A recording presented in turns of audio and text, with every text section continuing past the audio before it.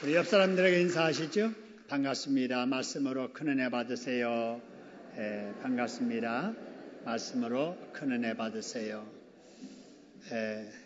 날씨가 갑자기 싸늘해졌습니다. 가을이 오는가 했더니 벌써 가을 가고 겨울이 오는 것 같아요. 이번 주 내내 날씨가 쌀쌀하다고 하는데 여러분의 영육간에 강건하시기를 소원합니다. 오늘 이 시간에 말씀 나눌 때 말씀으로 큰 은혜 받으시기를 소원합니다.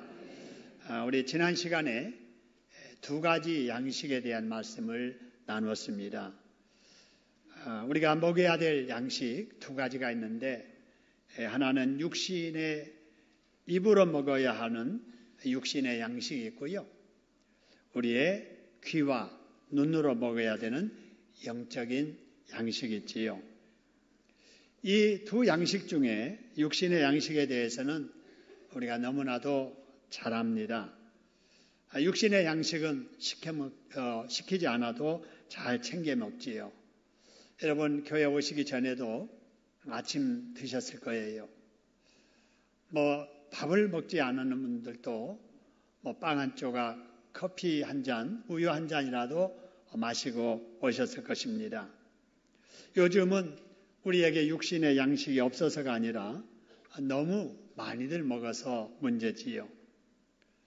우리나라는 정말 먹을거리가 풍성한 나라입니다. 세상에 우리처럼 잘 먹고 사는 나라는 별로 없습니다.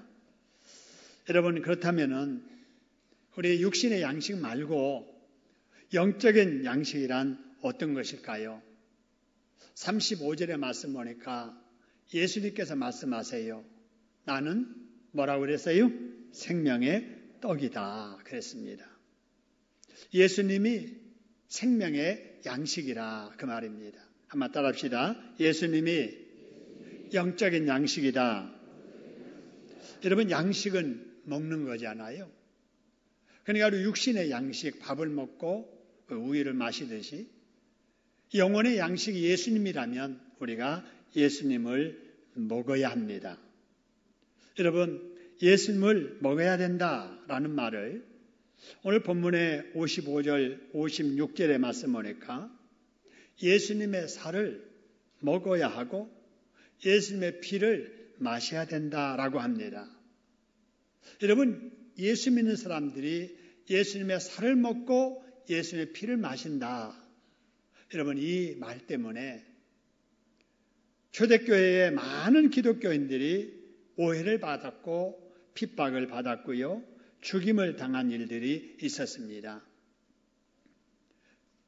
예수님을 믿는 사람들이 모이면 어린아이를 잡아서 그 피를 먹고 시체를 먹는다고 소문났기 때문에 그렇습니다. 그러나 예수님을 믿는 성도들이 예수님의 살을 먹고 피를 마셔야 한다는 말이 그런 의미가 아니지요. 우리가 아는 바와 같이 예수 믿는 우리 성도들은 주님의 이름으로 이렇게 모이게 되면은 예수님과 연합한다는 그런 의식으로 성찬식을 하지 않아요? 여러분 이 성찬식에서 먹고 마시는 것이 피와 살이 아니라 떡과 포도주지요. 성도들이 성찬식을 하면서 떼어 먹는 이 떡은 예수님께서 말씀하셨잖아요. 바로 이 떡은 너희를 위해서 십자가에서 고난당하는 내 살이니라.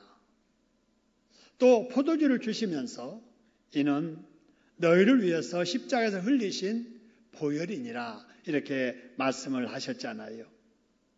성도들은 이런 의미로 떡과 포도주를 나누면서 예수님이 이렇게 고난당하시고 피 흘리셔서 나를 살려 구원해 주셨구나 생각하면서 감사하고 다짐하기를 이제는 죄짓지 말고 살아야지. 이제는 이 몸으로 우리 주님을 기쁘게 하는 일을 하면서 살아야지 다짐을 하는 거지요. 그럴 때 여러분 나는 예수님 안에 거하고 예수님은 내 안에 거하는 신비적인 연합이 이루어지고요. 그럴 때 우리 예수님은 우리의 믿음을 새롭게 해주시고 또 믿음을 강하게 하셔서 죄악과 세상의 유혹을 이길 수 있는 은혜를 부어주시는 거지요. 그렇기 때문에 우리 성도들이 성찬식에 참여한다 하는 것은 대단히 귀하고 복된 일이에요. 이번에도 다음 주에 우리 교회에서 세례식과 성찬식을 행할 예정으로 오늘 오후 예배 후부터 예비 교육을 하려고 합니다. 아직 학습이나 세례를 받지 않은 분들은 예비 교육을 받으시고 그리고 세례를 받은 후에 영적인 양식인 예수님을 먹고 마시는 이러한 성찬식에도 꼭 참여하시기를 바랍니다. 여러분, 우리가 생명의 떡이신 예수님을 이렇게 성찬식을 통해서 먹고 마실 수 있는가 하면 또 한 가지가 있어요. 그게 뭐냐? 그것은 눈으로 먹고 귀로 먹는 방법이지요. 생명의 떡이신 예수님을 눈으로 먹는다라고 하는 것은 우리가 집에서나 직장에서나 시간 내가지고 예수님의 말씀인 이 성경 말씀을 읽는다는 것이고요. 그리고 생명의 떡이신 예수님의 말씀을 귀로 먹는다라고 하는 것은 바로 공예배에 한 번이라도 더 출석해서 설교 말씀을 귀로 듣는다는 거예요. 여러분, 우리 예수 믿는 사람들은 육신의 양식은 입으로 먹고 우리 영혼의 양식은 귀로 먹고 눈으로 먹습니다. 할렐루야. 한번 따라 합시다. 나는 생명의 떡이신 예수님을 말씀을 들어서 귀로 먹고 말씀을 읽어서 눈으로 먹는다. 여러분, 그러면 어떻게 되냐면요. 아이들 키울 때 보세요. 여러분, 밥그릇 들고 엄마가 뒤따라다니면서 할머니가 뒤쫓아다니면서 제발 먹어라 하는 애치고 건강한 애들 별로 없어요. 그냥 밥을 주면 뭐든지 잘 먹는 아이들이 잘 자라고 튼튼하게 건강하게 자라는 것처럼 여러분, 영적인 양식도 마찬가지예요. 하나님의 말씀을 한마디로 더 들으려고 애쓰고 한 줄이라도 말씀을 더 읽으려고 했을 때 우리의 영혼이 여러분 잘 자라게 될 줄로 믿습니다. 열심히 그래서 듣기에 그리고 읽기에 힘써야 우리의 믿음이 잘 자랍니다. 여러분, 영적인 양식을 열심히 이렇게 먹으면 어떻게 되는가? 35절과 51절의 말씀 보니까 이런 말씀이 있어요. 예수께서 말씀하십니다. 나는 생명의 떡이니 내게 오는 자는 결코 뭐하지 아니할 거요? 줄이지 아니한다. 목마르지 않는다. 그리고 51절에 보니까 나는 하늘에서 내려온 살아있는 떡이니 사람이 이 떡을 먹으면 뭐 하리라고요? 영생하게 된다라고 하는 거예요. 예수님을 믿고 예수님의 말씀을 열심히 듣고 그 말씀대로 순종해 살면 이 세상에서도 복을 받으며 살고 이 세상을 떠나서도 영생 복락을 누린다는 말씀입니다. 여러분, 이거를 믿으시기를 소원합니다. 근데 만일에 예수님을 믿지 않거나 예수님을 믿고 교회를 다닌다고 해도 세례도 받지 아니하고 또 성찬식에도 참여하지 아니하고 집이나 직장에서 시간 내어 말씀도 안 읽고 설교 말씀을 듣는 일도 소홀히 한다면 어떻게 되는가? 여러분, 53절의 말씀을 보니까 이런 말씀이 있어요. 인자의 살을 먹지 아니하고 인자의 피를 마시지 아니하면 너희 속에 뭐가 없느니라? 생명이 없다고 말합니다. 이 생명이 없다라고 하는 것은 죽은 영혼이 살아나지 못한다라는 말입니다. 여러분, 죄로 인해서 영혼이 죽어버린 사람들, 그 영혼 살아날 수 있는 유일한 방법은 뭐냐? 생명의 떡을 먹어야 되는데 그 생명의 떡을 먹지 않으니까 죽은 영혼이 사라지지 못해서 죽은 상태로 있다라고 하는 거예요. 그렇기 때문에 사람은 예수님을 영적인 양식으로 인정해야 되고 그 예수를 자기 마음속에 주님으로 믿어 영접해야 되고 그 말씀대로 지켜 살아야 될 줄로 믿으시기를 소원합니다. 그러면 여러분, 죄인이었던 자가요, 죽었던 사람이 살아나게 됩니다. 죄가 용서되면서 죽은 영은 살아나고 죽은 영은 살아나면서 마귀의 자녀가 하나님의 자녀가 되고요. 그래서 이 세상에 사는 동안에도 하나님이 인도해서 복을 주시고 이 세상을 수완 다 되어 떠나 죽을지라도 지옥 가서 영벌 받지 아니하고 천국 가서 영생 복락을 누리게 되는 겁니다. 할렐루야. 그래서 35절에서 말씀하시기를 나는 생명의 떡이니 내게 오는 자는 결코 뭐하지 아니하고 줄이지 아니하고 나를 믿는 자는 영원히 뭐하지 아니하고 목마르지 아니한다고 말씀을 하신 거예요. 그런데 여러분 우리는 어떻습니까? 우리는 이 예수님을 믿었습니다. 할렐루야. 예수를 구주로 믿었습니다. 그래서 예수님을 믿는 순간에 우리의 죄는 다 용서된 줄로 믿습니다. 여러분 우리는 용서받은 하나님의 자녀들이에요. 마귀의 종되었던 우리가 하나님의 자녀가 된 거예요. 저주 속에 눌려 살던 우리가 하나님의 축복 속에 살게 된 거예요. 지옥행 열차를 타고 가던 우리들이 천국행 열차를 타고 이 땅에서도 천국을 맛보면서 살고 있습니다. 할렐루야.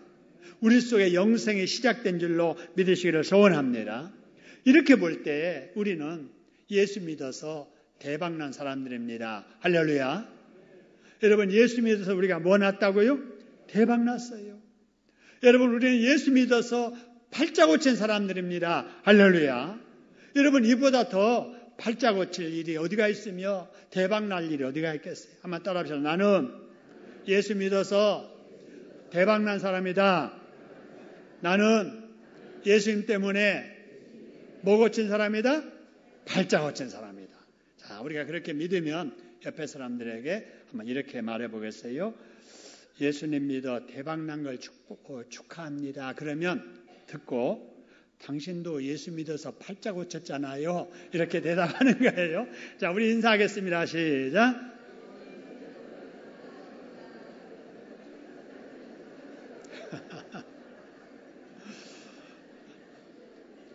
여러분 그렇습니다. 우리는 예수 믿어서 대박났고 예수 믿어서 팔자 고친 사람들인 줄로 믿습니다. 그렇게 하신 우리 하나님께 박수로 감사하겠습니다. 감사합니다. 여러분 그렇다면 말입니다.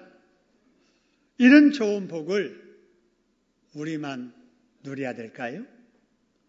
이렇게 좋은 예수를 우리만 믿어야 될까요? 여러분 좋은 곳에 가면은 같이 오고 싶은 사람이 있잖아요. 맛있는 음식을 먹다 보면은 다음에 같이 먹고 싶은 사람이 있잖아요. 그게 우리의 마음이에요. 정말 사랑하는 사람이 있다면은 함께 가고 싶은 곳 같이 데리고 가고 함께 먹고 싶은 것 나중에 그곳 가서 같이 먹습니다. 우리가 이렇게 팔자 고쳤고 우리가 이렇게 여러분 대박난 예수를 우리가 만나서 여러분 그 복을 누린다면은 이런 복을 우리 가족들도 함께 누려야 될 줄로 믿습니다. 우리 자녀들 함께 여러분 누려야 되잖아요. 내 친구들도 이웃들도 내가 믿는 예수 함께 믿어야 되지 않습니까? 할렐루야. 그런 마음 때문에 우리가 그 영혼들 전도하기로 작정하고 그분들의 이름을 부르면서 기도하고 있잖아요.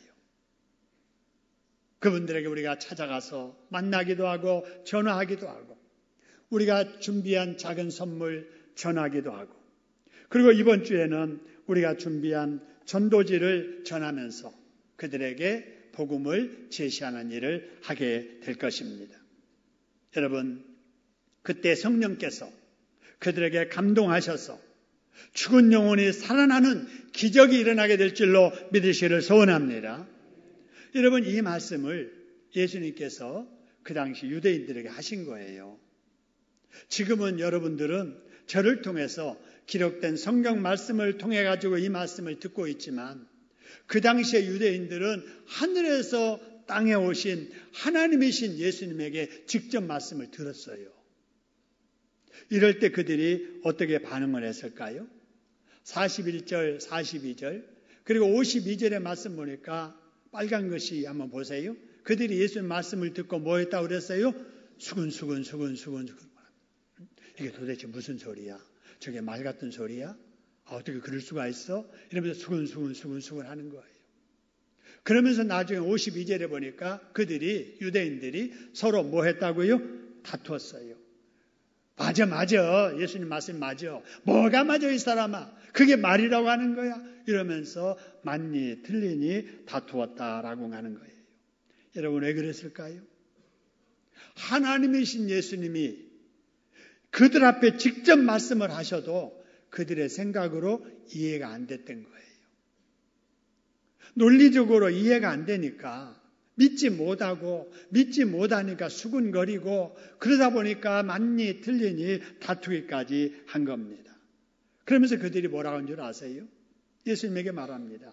내가 예수 당신 부모도 알고 형제도 알아.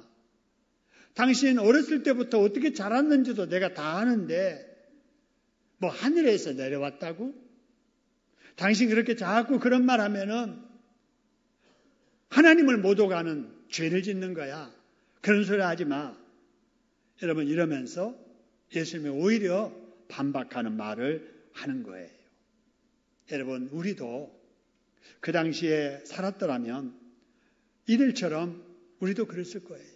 왜냐하면 보세요. 예수님이 그 요셉의 집에 형제들과 함께 동네에서 어렸을 때부터 자란 거예요. 근데 그걸 아는 사람이 어찌 예수님이 하나님이라고 믿어지겠느냐 그 말입니다. 믿어지지 않았을 거예요. 여러분 그러나 예수님은 사람 보기에는 똑같은 사람이지만 전혀 본질적으로 다른 분이었습니다. 뭐가 다르느냐?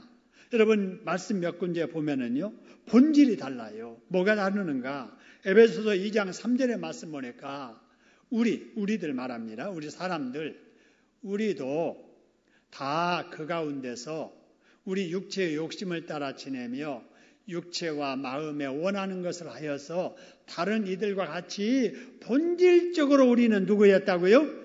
진노의 자식들이었어요. 진노받을 사람들이었다고 말입니다. 그러나 빌립보서 2장 6절에 보니까 예수님은 근본적으로 본질적으로 뭐라고요? 하나님의 본체시다라고 하는 거예요. 단지 하나님께서 하나님의 본체이시지만 예수님이 사람들 앞에 하나님과 동등됨을 취할 것으로 여기지 아니하고 종된 모습, 사람의 약한 모습으로 사람들 속에 있었기 때문에 그렇게 보이는 것이지 본질이 사람과는 다른 분이라고 하는 것입니다. 또 뭐가 다르는가? 예수님은 여러분 출생이 우리와 달라요. 저와 여러분 다 우리 부모님들 사이에서 태어났어요. 여러분의 아버지 혼자 여러분 낳은 게 아니에요. 여러분의 어머니 혼자 여러분 낳은 게 아니에요. 아버지와 어머니 사이에서 우리가 잉태되어 태어나서 지금 우리가 살고 있는 겁니다. 그런데 예수님은 다릅니다. 뭐가 다른가 보세요. 예수님은 요셉의 집에서 자라기는 했어도 요셉의 아들로 자란 게 아니에요. 여러분 우리가 그렇게 하잖아요. 예수님은 잉태될 때 뭐로 잉태됐어요? 성령으로 잉태된 거예요. 남자와 성적인 결합이 없었던 마리아, 요셉하고 약혼을 했으나 잠자를 하기 전에 이미 바로 마리아는 잉태한 거예요. 요셉 때문에 잉태된 게 아니라 성령으로 잉태가 된 겁니다. 할렐루야. 그래서 태어난 예수, 그래서 사람 같지만 타고난 죄가 없는 사람 예수님. 타고난 죄가 없으니까 죄도 안 짓고 사셨어요. 자범죄가 없으셨던 예수님. 그렇기 때문에 모든 사람들을 대신해서 모든 사람의 죄를 짊어지시고 십자가에 제물되어 우리 대신 죽으셨습니다. 할렐루야. 그 단번에 드리신 온전한 제사, 그것 때문에 모든 사람들의 죄, 저와 여러분의 죄가 하나님 앞에 용서되었음을 믿으시기를 소원합니다. 여러분 이런 일은 하나님이 하신 일이에요. 하나님이 하신 이런 초월적인 일을 우리 인간이 어찌 알겠습니까? 모르잖아요. 여러분 성경에 보면은요. 구약성경 맨 앞에 창세기 1장 1절이 하나님이 천지를 뭐로 지으셨다고요? 말씀으로 지으셨대요. 여러분 사람이 있기 전에 하나님이 하신 일, 하나님이 안 알려주시면 어찌 알겠어요? 여러분, 사람의 머리로는 이해가 안 되는 거예요. 하나님이 이 세상에 오셨다? 마리아의 몸에 성령으로 잉태되어서 태어나셨다? 하나님의 일을 우리 인간이 어찌 알겠습니까? 그렇기 때문에 불신자들은 자꾸 이해를 해서 논리적으로 알아지고 깨달아져야 믿기 때문에 초월적인 이런 사실을 믿지 못하는 거지요. 그러나 여러분, 사람이라면 적어도 사람이 어떤 존재인가는 알아야 되지 않아요? 여러분, 적어도 사람이라면은 어떻게 존재하기 시작을 했으며 무엇을 위해서 살아야 되는가 정도는 알아야 되잖아요. 그래서 우리 하나님께서 하신 일 중에 정말 사람이라면 기본적으로 알아야 될 초월적인 사실을 계시를 통해서 우리에게 알려주십니다. 그 계시의 말씀을 다 모아놓은 것이 뭐냐? 신구약 성경입니다. 할렐루야. 그래 여러분, 세상 일은 우리가 따져보고 물어보고 확인하고 경험해서 알아야 돼요. 어느 여러분 보험회사 광고 중에 묻지도 따지지도 않고 가입해준다 이런 광고가 있습니다만은 여러분 절대로 그런 광고 믿고 전화 걸어서 보험 들면 안 돼요. 여러분, 보험은 들기는 쉬워도 보험금 청구할 때는요, 될 수 있으면은 문제 삼아서 안 주려고 하는 것이 보험회사예요. 제가 보험회사 사장이라도 그럴 거예요. 그렇잖아요? 들기는 쉽게 하고 줄 때는 이것저것 따져가지고 이게 처음에 당신이 이렇게 안 했잖아요. 이래서 안 주려고 하는 것이 보험회사의 속성이에요. 그렇게 해야 장사가 되지요. 여러분, 그렇기 때문에 세상 일은 항상 여러분 물어보고 따져보고 확인하고 우리가 믿고 따라야지. 그렇지 않으면 속기 쉽습니다. 그러나 이 세상에 어떻게 지어졌는가? 사람이 있기 전에 하나님이 하신 일이에요. 근데 사람이 어떻게 알겠어요? 사람이 어떻게 존재하기 시작을 했지? 하나님이 사람을 만드셨는데 사람이 그걸 어찌 알겠어요? 모르니까 하나님께서 우리에게 계시의 말씀으로 성경에 알려주셨다면 우리가 알 수 없는 일, 여러분 우리는 말씀으로 아멘하고 믿어야 될 줄로 믿습니다. 그래야지 이해가 안 된다고 수근수근하고 논리적으로 안 맞는다고 사람 간에 이러니 다투면 안 된다는 거예요. 한번 따라합시다. 세상 일은 묻고 따지고 확인해서 알아야 하지만 하나님께서 하시는 일에 대한 성경 말씀은 아멘으로 믿어야 된다. 할렐루야. 여러분 꼭 그래야 됩니다. 자, 그 다음에 여러분 44절 보죠. 44절 보니까 여러분 이런 말씀이 있어요. 예수님께 나오는 사람은 누가 이끌어 주셔야 나온다고요? 하나님 아버지께서. 하나님께서 이끌어 주셔야만 예수님께 나온다. 예수님께 나온 사람은 하나님이 이끌어 주시는 것이다 라고 하는 거예요. 자, 봅시다. 오늘 갈 곳도 많고요. 오라는 것도 많지만 날씨도 갑자기 쌀쌀해졌지만 여러분 이 자리에 우리가 나온 거 누가 이끌어 주셔서 나온 거예요? 하나님 아버지께서. 따라합시다. 하나님 아버지께서 나를 이 자리에 이끌어 주셨다. 믿으시기를 소원합니다. 그러면 여러분 우리가 이 자리에 데리고 오고 싶은 사람이 있잖아요.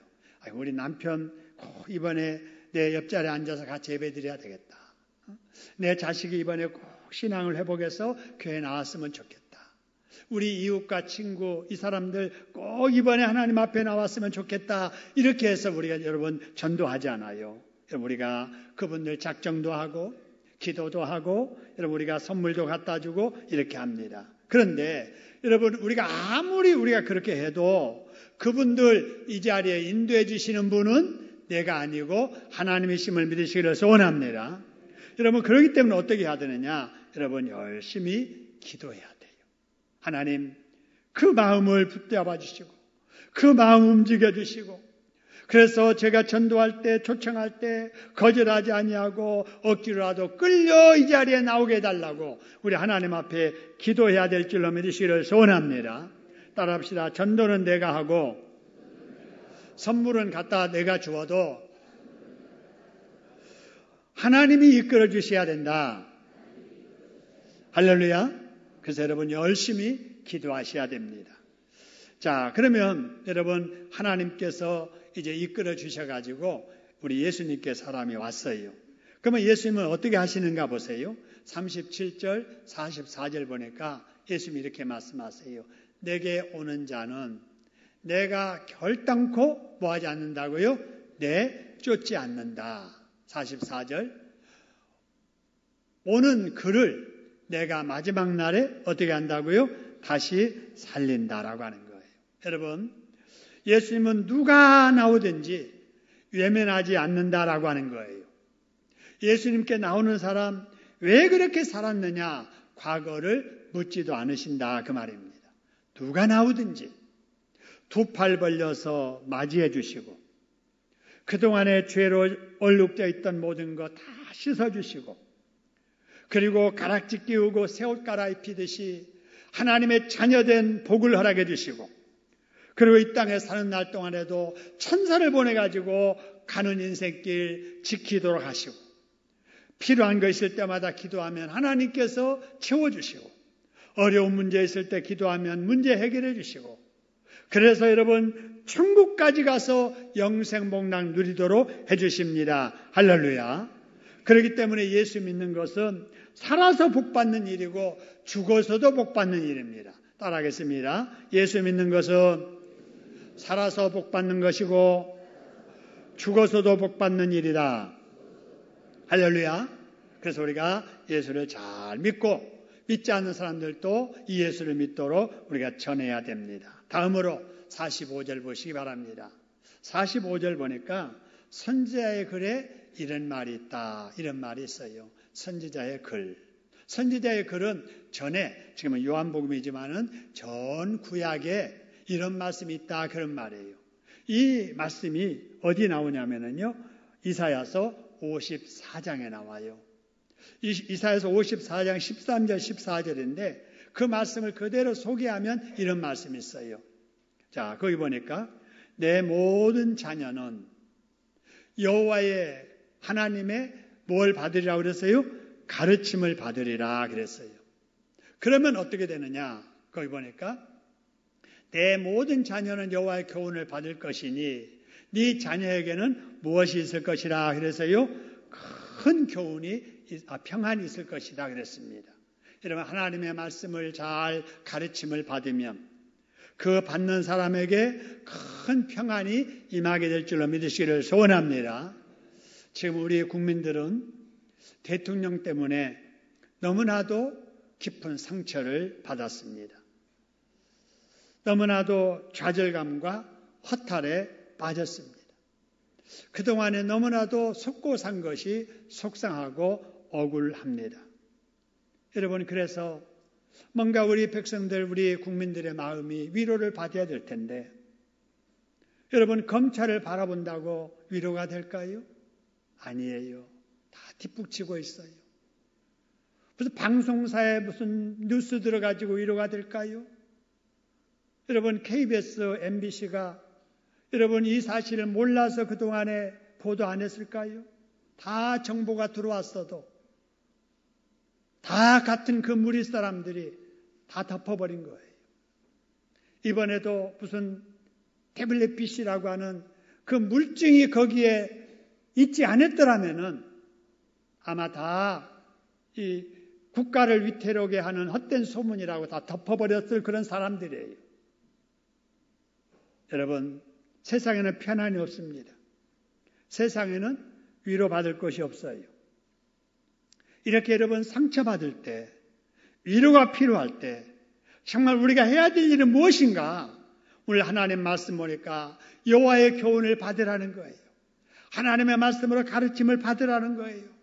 그러면 어떻게 될 것인가? 아까 거기 말씀을 보니까 이사야서 54장에 큰 평안이 찾아오게 될 것이고 사회에 공의는 서게 될 것이고 학대는 멀어지게 될 것이고 두려움과 공포도 가까이 오지 못할 것이라는 겁니다. 할렐루야. 여러분 이 말씀이 정말 우리 이 시대 우리 국민들에게 꼭 필요한 말씀이에요. 내 모든 자녀는 여호와의 교훈을 받을 것이라. 그러면 너에게 큰 평안이 있을 것이고 이 사회의 공의는 세워지게 될 것이고 속임과 학대와 이런 모든 것은 멀어지게 될 것이고 우리 마음의 두려움은 사라지게 될 것이다. 할렐루야. 그래서 여러분 이럴 때일수록 하나님의 말씀을 가까이 해야 돼요. 하나님의 가르침을 받아야 돼요. 어떻게 하는 것이 그렇게 하는 것입니까? 여러분 아무리 바빠도 집에서요. 아무리 바빠도 직장에서요.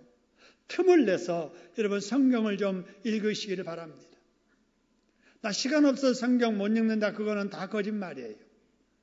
여러분 단 5분이라도 하루에 단 10분이라도 여러분 하나님의 말씀을 읽으시기를 주님의 이름으로 축원합니다.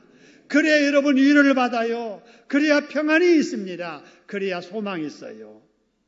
여러분 우리 공예배 시간에 한 번이라도 더 출석을 해야 돼요. 오늘 일부 예배 때 어느 분이 등록을 하셨어요. 예배 마치고 면담을 하는데 제가 예배 시간에 더 쭉 설명을 해드렸어요. 그래서 새벽 기도도 매일 5시에 모입니다. 이렇게 말하니까 그분이 뭐라고 하냐면요. 그럼 일주일에 주일날 예배 못 드려도 새벽에 하루 나오면 되겠네요? 그러시는 거예요. 잘 모르시니까 일주일에 어느 시간이든지 한 번 가서 이렇게 예배 드리면은 할도리 다 한 걸로 이렇게 생각을 하시더라고요. 그래서 아니에요. 하나님의 말씀은 한 번이라도 더 드리려고 애써야 되니까 주일날도 오전에 나오시고 또 앞으로 오후 예배도 나오도록 노력하시고 아침 새벽에 운동 나가시기 전에 교회 오셔서 말씀 듣고 예배 드리고 그 다음에 운동하세요. 그러니까 알았어요 이러시더라고요. 여러분 그렇습니다. 믿음은 들음에서 나온다고 그러시지 않아요. 하나님의 말씀을 한 번이라도 더 들으려고 애써야 될 줄로 믿으시기를 소원합니다. 구역예배에 모여서 우리가 주일날 들었던 말씀을 같이 나누지 않아요. 이게 여호와의 교훈을 받는 시간이에요. 우리가 교회에서 하는 성경 공부 시간, 훈련받는 시간에 참여해서 훈련받는 거, 이게 여호와의 가르침을 받는 거예요. 이렇게 하는 성도에게 하나님은 근심, 걱정, 두려움은 사라지게 하시고 그 마음속에 큰 평안을 여러분 가져다 주시는 줄로 믿으시기를 소원합니다. 혼란한 이 시대 여러분 기도하다가 말씀 배우고 순종하다가 주님께 주시는 큰 평안을 받아 누리시는 행복한 저와 여러분 되기를 주님의 이름으로 축원합니다. 우리 합심해서 한번 기도하겠습니다. 참 우리 민족 상처받은 우리 국민들 하나님 위로해 주시고 상처를 싸매 주시고 마음의 평안을 허락해 주시오며 우리 이 사회가 우리나라가 빨리 안정을 되찾게 해 주시옵소서. 또 우리들 또 우리 해야 될 일에 최선을 다하게 해 주시고 전도하는 일에 기도하는 일에 힘쓰게 해달라고 합심해서 하나님 앞에 간구하겠습니다.